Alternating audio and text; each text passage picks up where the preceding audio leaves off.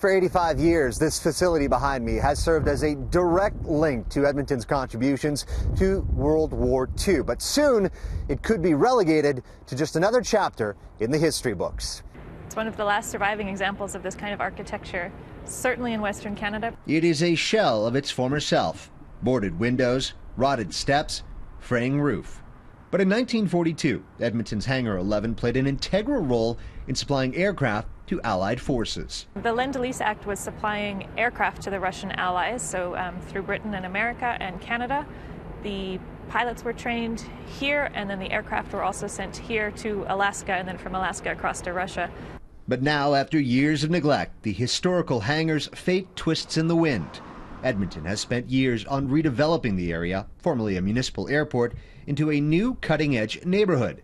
Saving the largely wooden hangar would mean altering those plans and investing up to $20 million to cover mechanical, electrical, and structural repairs. We'd have to drastically alter our development plans, and we would have to invest considerable money. And quite frankly, our resources are very tight right now. The vacant building recently made a dubious list. The National Trust of Canada ranked it as one of the country's most endangered historic places. That is just one reason heritage advocates want to see the city follow Britain's lead, where some wartime hangars have been repurposed over the years. So we could be looking at a community center, a library, an artist center, any combination of that.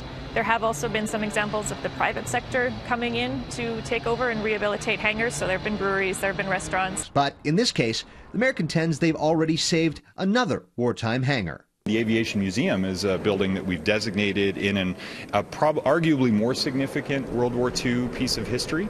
And so we save buildings, but we have to be selective about which ones we save. We can't save all buildings. The city has three options: demolition, restoration, or hitting pause for up to a year to conduct additional studies.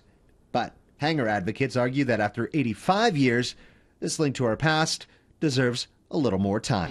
Edmontonians have lost a number of really wonderful buildings over the years.